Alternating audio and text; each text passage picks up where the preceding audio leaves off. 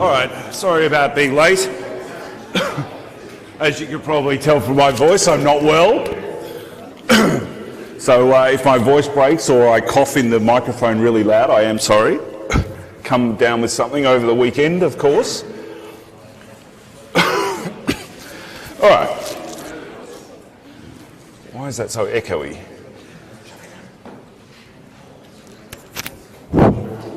Okay.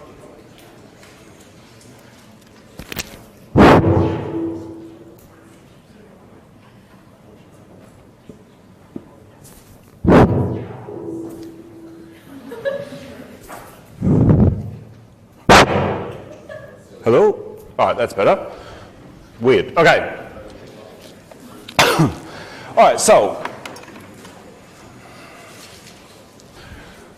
last week, right, the plan is that we'll cover the material we'll need in the first 2 weeks of the lectures.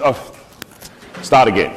We'll cover the material we need in the first 2 lectures of this week. After the second lecture tomorrow, I will upload some information about your final exam, and so the last lecture this week is where we'll just talk about the final exam, and I'll upload last semesters and things like that. So that is the plan. You will have one more so-or-so assessment that'll be due this Sunday. I'm going to make the last one relatively straightforward, and that'll be your last one, right? And then you'll have the study break to study. But I'm running a bit behind in uploading it, so it's not up there. It will be up there by lunchtime today, trust me, unless I die. All right, so last week we went through basically what we're going to be doing with differential equations. As I explained last week, we're going to look at 2 types of first-order differential equations and 1 type of second-order differential equation. There are several types of first orders. There's separable, linear, exact, Bernoulli, homogeneous, which we have general solution strategies for. There's a couple of others, namely Riccati, Abel, Cini, D'Alembert and Lagrange ones, which don't always yield a solution. We're just going to do the 2 basic types, which are separable and linear. And then second order, we'll see everything goes to hell. We can only handle linear ones.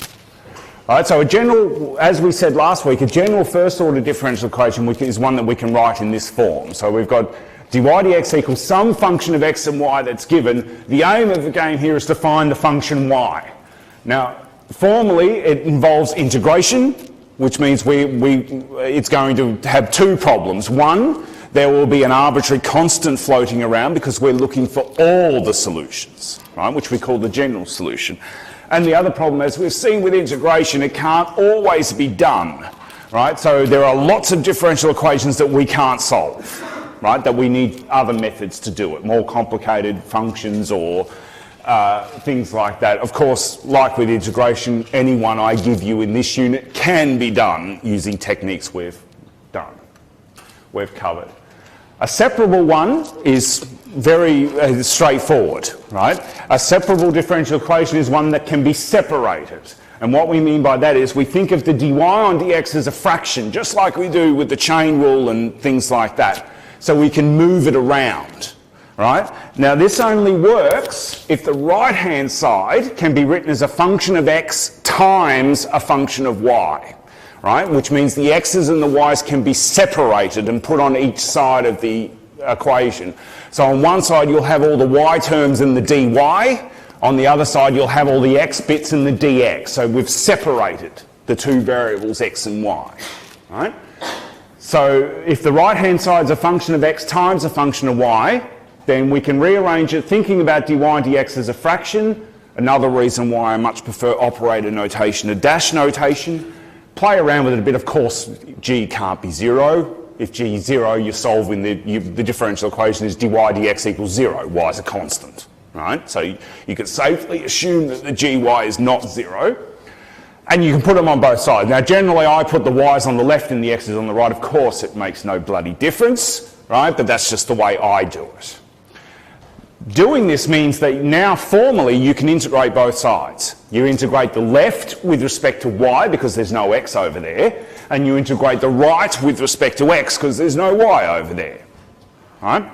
Technically, 2 both integrals will spit out a plus c, right? But we usually only add one. You know, the left-hand side could say plus c1, the right-hand side might be plus c2. Of course, you can take the c1 over the other side. A constant minus a constant is just another constant, right? So we deal with just one c. It doesn't matter which side you put it on, of course, but generally I put it on the x side, right? And then you can integrate. Now, this looks easy, but it has some issues. The first issue is you may not be able to write this as a function, y equals a function of x, right? So if we solve this equation for y, if possible, right, and that is something you will be expected to do if it's possible, that we call once we've done this, we get the general solution, right? It'll have an arbitrary constant in it. That's what we mean by general. If you can uniquely solve for y, then we have the explicit solution. If we can't, we leave it in implicit form, right? Just like x squared plus y squared equals 1, like the circle. That's an implicit equation involving x and y. Same thing here, right? But otherwise, it's very straightforward. But note, the right-hand side must be a product of a function of x times a function. This is the only time it works, right? Because you can't, the whole point is to have only one variable on the one side of the equal sign, only another variable on the other. Separated, hence they're called separable. So this one, for example, dy dx equals the square root of x times y. Well, you can use basic index laws, and the right-hand side's basically root x times root y. Right? So it's a function of x times a function of y, which means I can move things around. Right? So if I separate everything out if I divide both sides by y to the half and multiply both sides by dx, just move everything around. Right? I get down to here and it's in separable form. You notice you've only got y's on the left, only x's on the right. So I can now formally integrate.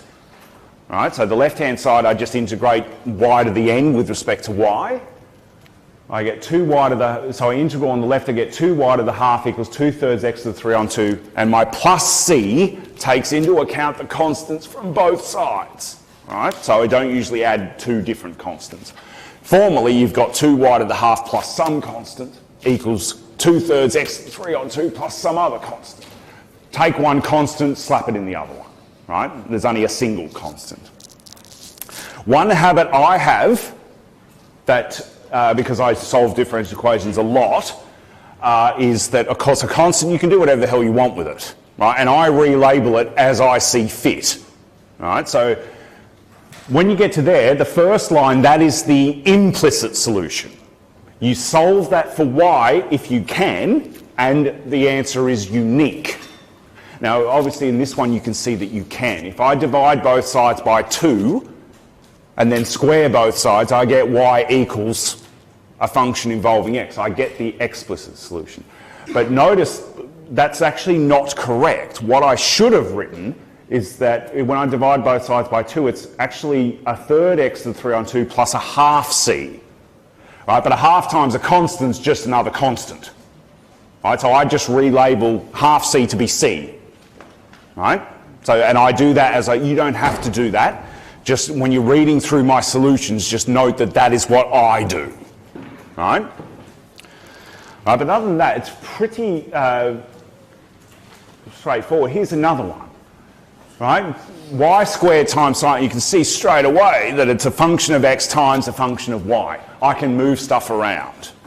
Right? So if I take the y bit over the left and leave the dy over there, move the dx over to the right, I get basically what? Y to the minus 2 dy equals sine x dx. Yeah? Separated. If you can't do this, right, it's not going to work.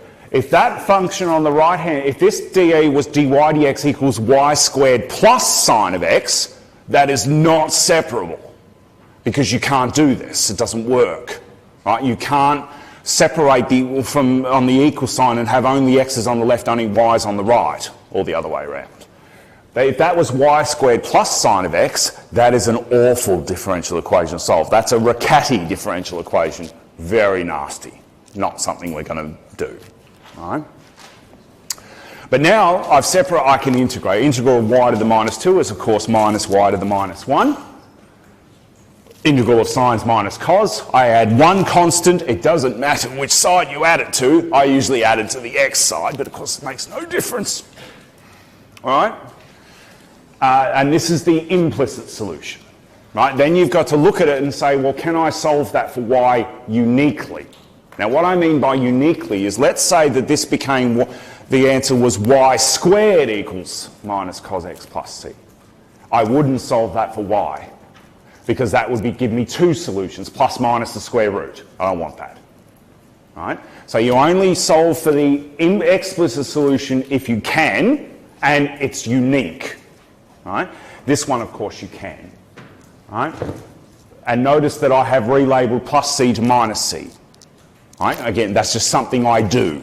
It makes no difference. If you've written this answer as 1 on cos x minus, of course that's still correct. Minus of a constant is just another constant. Right? As long as you've got the constant in there, I'm happy. Yeah?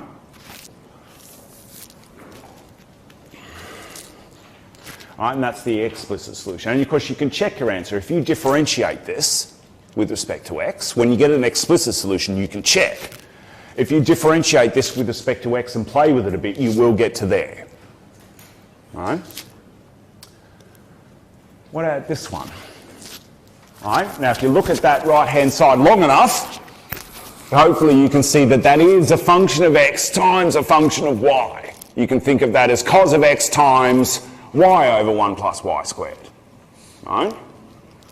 So I can separate it again. If I move all the y's over to the left, move all the x's and the dx over to the right, I basically get down to here. Now I've done this so I can integrate it, right? Because this is basically just 1 on y plus y squared on y, which is 1 on y plus y. So if I integrate that, I get that, and that's the implicit solution. And I'm done, because that's impossible to solve for y. It can't be done. Right? You can't solve log of y plus a half y squared equals whatever. You can't solve that. It's impossible. Right? So that's it. We're done. We leave it as is. Right? So we can't find an explanation because it's not possible to solve for that. But this leads to an interesting question. What if I wanted to check my answer? Right? I need dy dx. Right? I have to use implicit differentiation to do this. Right? So if I wanted to check my answer, for example, let me show you how we would do it. So we started with the differential equation dy dx equals y cos x over 1 plus y squared. And we have found that the solution is, we found, what did we get? Log of y plus a half y squared equals. All right, but what if I wanted to check it? All right, make sure it's right. If I differentiate this implicitly, right, so because obviously there is a thing in there that y is a function of x, you just can't uniquely solve it for y. If I differentiate this implicitly,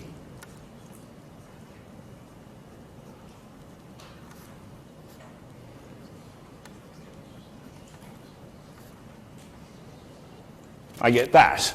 All right, so remember, the way we do implicit differentiation is it's a consequence of the chain rule. To differentiate log of y, you let u equal y. So you've got the log of u, the derivative of that with respect to u is 1 on u, then du dx is dy dx, what you're looking for. All right, so 1 on y dy dx. And of course you can see if you factor this out, I don't usually like dash notation, but what the hell.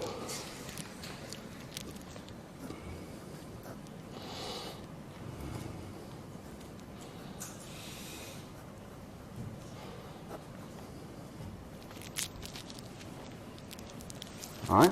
So solving this differential equation, because when you have an explicit function, if you differentiate it, the reverse of that is integration, isn't it? But when you have implicit functions, you can do implicit differentiation. To go back, you have to solve a differential equation. So you see, it involves integration. Right? And this is how we handle more complicated things. We turn them into differential equations. Okay?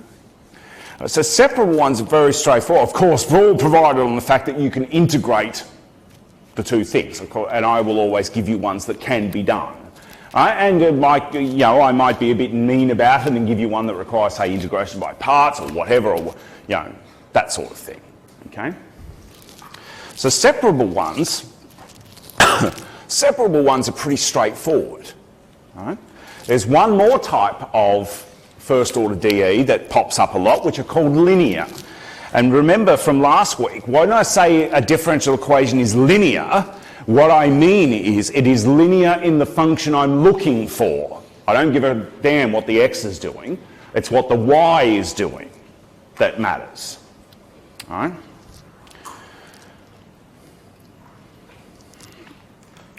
Now, the first thing about linear DEs is I'm going to give you an algorithm that's on the formula sheet, right, that always works. Right? Here I'm going to explain why it works. But the very first thing to do is to make sure it is written in this exact form. Think of it like, we all know the quadratic formula is x equals minus b plus or minus the square root of blah, blah, blah, blah, blah. Right? But remember, that formula is provided that when you identify a, b and c in that formula, that you have written your quadratic precisely in the form ax squared plus bx plus c equals 0. Right? If your quadratic is ax squared equals bx plus c, that formula doesn't work, does it? Because you've got the b and the c in the wrong signs. Right? So provided your quadratic is written in that exact form, the solution is the quadratic formula. Same here. You need to write, if you suspect you have a linear differential equation to solve, you must write it in this exact form, because you need to identify these two functions f and g, right, and including the sign. Right? So if you suspect you have a linear one, you must first write is dy dx plus some function of x times y equals some other function of x. And you have to be careful with the signs. Right? Notice that if f was 0, this is separable. In fact, it's you integrate immediately. Right? Then it's just dy dx equals some function of x. We've been doing that for years. If g is 0, this is also separable, because then this becomes dy dx equals minus some function of x times y. But if they're both not 0, this is not separable. Notice it's not separable. Right? I can't move everything to the right-hand side as write it as a function of x times a function. It's a function of x plus a function of x times a function of y. I can't separate them. So I need a totally different technique. And this is the thing with differential equations. It's exactly the same with integration. All these different techniques, because the question is slightly different. Same with differential equations. It's just much harder. Right?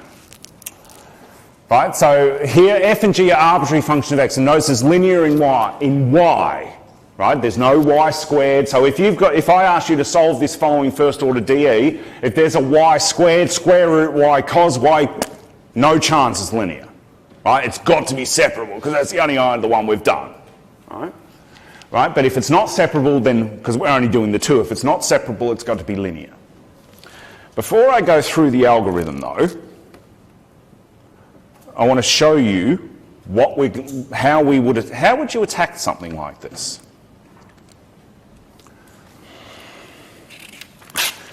Right, so this example is in the lecture, so you don't have to write it all down. Right, basically, imagine we've got this differential equation.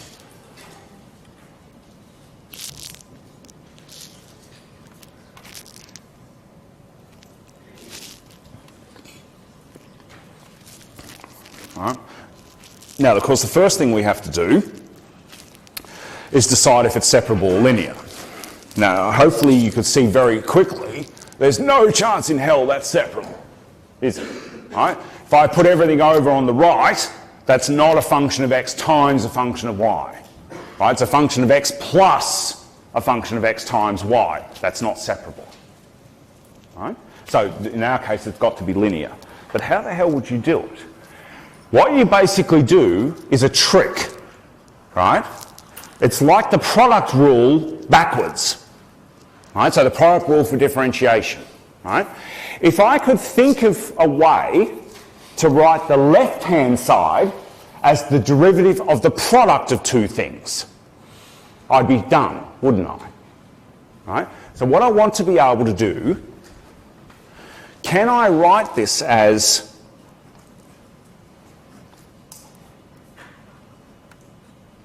I better not use F.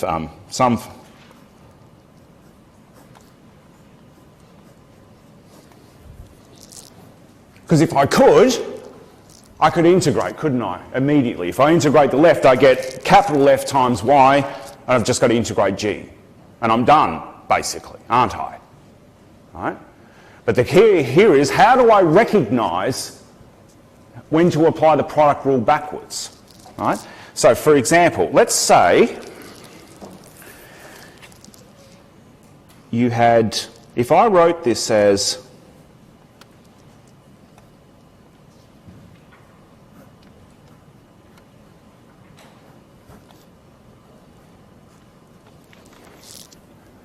that.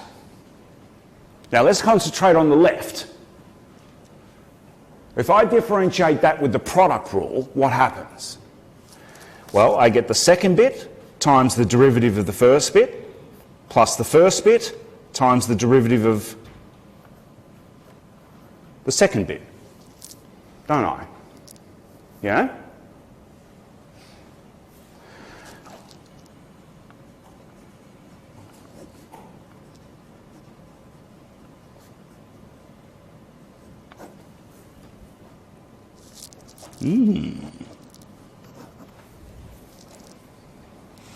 Right? So the aim of the game here is to write the left-hand side, the dy dx plus a function of x times y, somehow as you've got to do the product rule backwards. Start with 2, go to 1. Usually we start with a product and we want them different. We're doing it back. You see what I mean? Right? But recognising that is not necessarily straightforward. Right? Notice that I don't quite get, because I've got this 1 on x floating around. Where does it come from? Well, that's the first thing to find. That 1 on x is what we call an integrating factor, right? Because it's a function that we multiply through both sides of the dE by that enables me to write the left-hand side as the total derivative of a product of two things. Then I can integrate, right? Right, because now I'm basically, if I multiply both sides of this by x, right, I would get this equals, right, that, and if I multiply through by x, I'm back to here, right, back to where I started. Right? Right, that's basically what we're doing. Now, let's formalise this like so.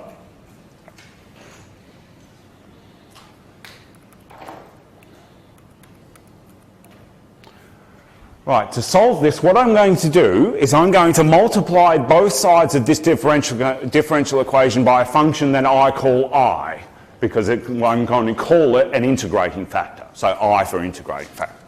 I don't know what I is yet. I don't even know if it exists, right? But let's say it does. If I multiply both sides of the differential equation by I, and I want I to work such that I can write the left-hand side as the derivative of a product of two things. Right? Product rule backwards. If I can do that, I'd be done. Right? Because then my dE becomes the derivative of I times y equals I times g. Integrate both sides. I get I times y equals the integral of I times g plus, as always, a plus c. Divide through by I. That's my solution. Awesome. All I've got to do is find I. Right? How would I find I? Right? What I wanted to do is I want I times the left-hand side, dy dx plus some function of x times y, to equal the derivative of I times y. I want the product rule to work for me. You see? Now, if I do the product rule on the right-hand side, right? The derivative, it's y times di dx plus I times dy dx, isn't it? And of course I've got an I times dy dx over the left-hand side, they cancel. And basically I get down to this separable differential equation for I. You are not going to have to solve them this way every single time, trust me, bear with me. That's a separable dE for I. Right? I can now solve that. Right? So I is the exponential of the integral of f plus c. Now, I don't want a plus c floating around here. Right? I want the simplest one, so I can choose c to be 0. You can prove that it makes no difference. This just makes life easy. If this was a different constant, you prove when you get to the final solution, those two constants join together into a single constant, as they should. A first order dE should only have one constant floating around. Right? So that's the integrating factor. That's what I need to find. Right? So basically, this is what we do. And this is on the formula sheet. If I suspect I have a linear differential equation, I write it in the form dy dx plus some function of x times y equals some other function of x, and I identify f and g, taking care of any signs, just like you do with the quadratic formula. Find the integrating factor, find I times g, whack it all in the formula. Right? So it looks like it's got two integrals involved. There's always, I'll give you ones that can be integrated. Right? And all of these integrals that we do, we don't bother adding integration constants there. The one at the end will take care of it all for us. Right? Let's have a look at this example two different ways. So we've got this dE.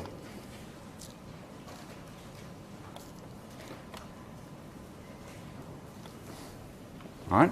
Now, the integrating factor. So first identify f and g. F is minus 1 on x. G is x e to the x. Don't forget the minus sign. Okay? I need the integral of f.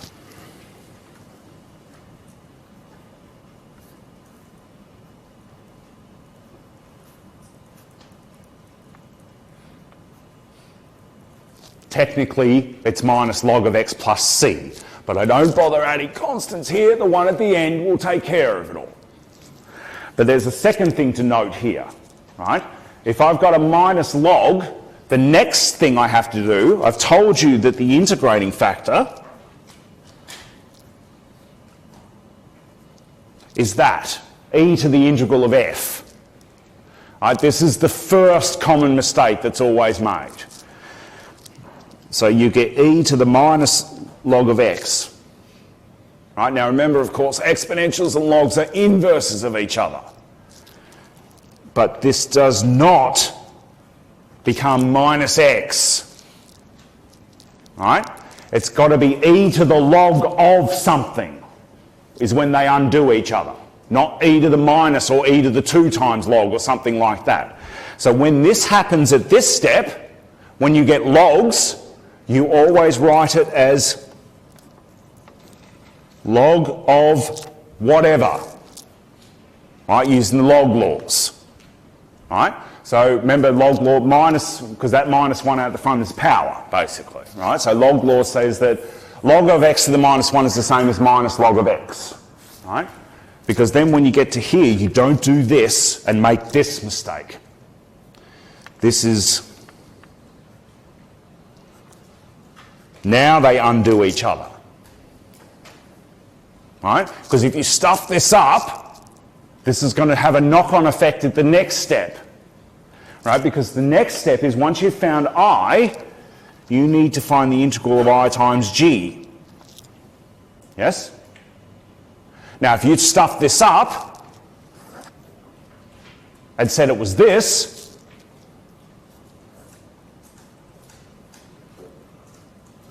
you've got to integrate that, which is 2 integration by parts, and it's all wrong. Right?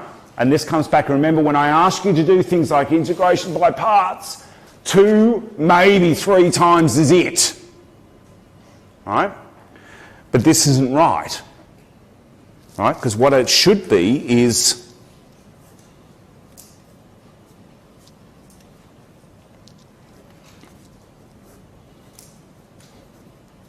an easy one. Right? So you could accidentally make a lot more work for yourself, which is worth no marks. Right? So that's the first thing.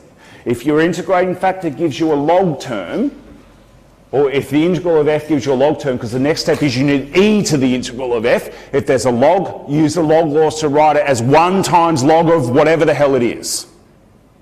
Right? Right, and of course, but this one's easy. I don't add a plus c. The one at the end will take care of it. And then the formula sheet tells you that the general solution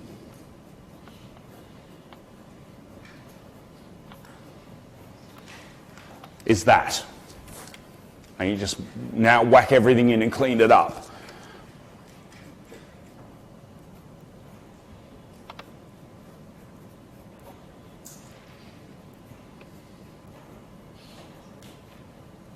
So that's my general solution.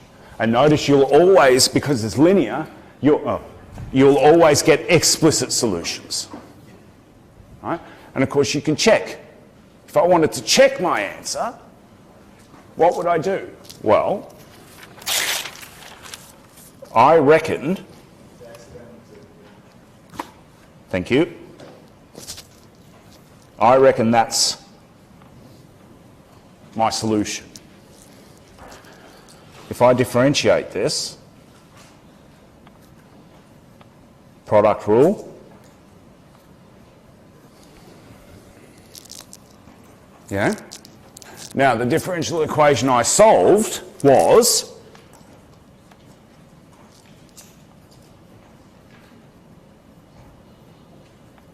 that. So if I calculate the left-hand side, do I get the right-hand side? Well,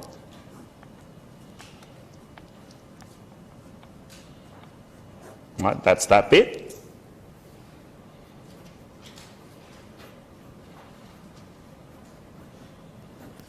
Right?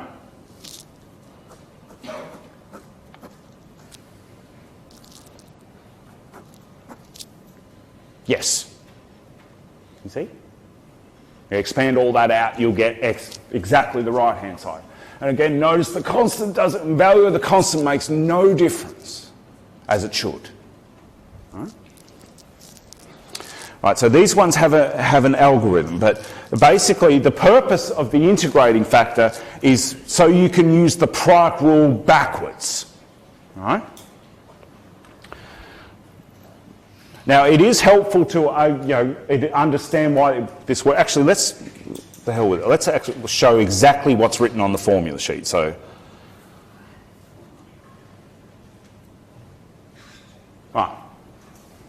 right, this is actually, you don't have to memorise any of this, nor, unless you want to, nor do I want you to go through the whole process of undoing the product rule every time. But it is important you understand where this algorithm comes from. Okay? But just do it like this. You just follow an algorithm, basically. Right, so I've got some examples here. Right. Again, the first thing you have to do is choose if it's separable, well, not choose, if you could choose, life would be good. You have to decide if it's separable or linear. Right, now hopefully you can see immediately that's not separable. Right, you can't write the right-hand side as a function of x times a function of y.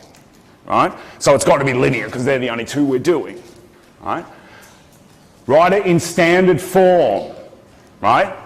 dy dx plus some function of x times y equals some other function of x. Oh, that's better. Coffee fixes everything. Right? It doesn't matter if the function of x is a constant. Makes no difference. Right? But in standard form, so f is 3, g is e to the minus 2x. Go through the process. Integral of f, don't add a plus c. Integrating factor e to the integral of f. Is there a log in there? No? Move on. If there was, play with it. And so it's log of something, because that'll help the next step. Integral of I times g, easy. That's the solution. Done. All right, this one. Is this separable? No. All right? Hopefully you can see it immediately. If I rearranged it, I'd have dy dx equals log of x minus, or plus y on x. No, not a chance. All right? I can't write it as a function of x times a function of y. All right, so it's got to be linear. Standard form. All right?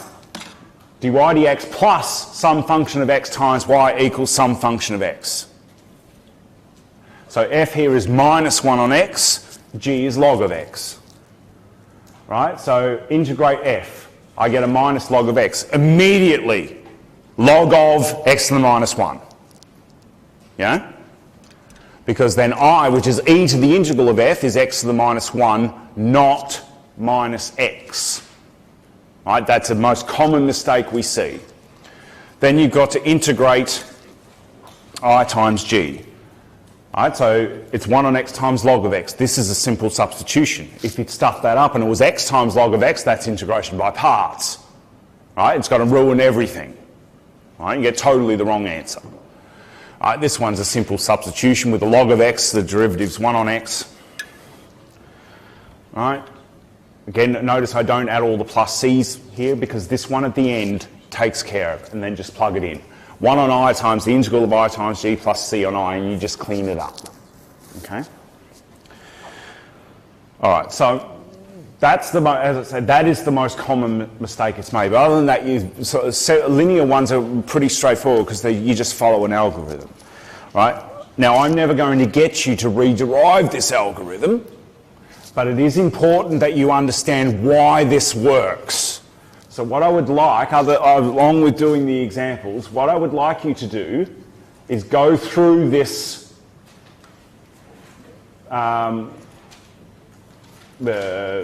this bit carefully. Where is it? Just go through this bit carefully. Where does this come from? Right? And this is where it comes from. Go through that carefully and make sure you understand why this is working. Right? After that, though, you just go straight to the algorithm. I don't want you to have to do it this way every single time. But all you got to remember is what you're doing is like product rule backwards. Okay? All right. I do apologise for my voice. I saw some people snickering. You're all failing. All right? I'm joking. All right? But yeah, hopefully I'll be a bit better tomorrow. Yeah, anyway, I'll see everyone tomorrow, okay?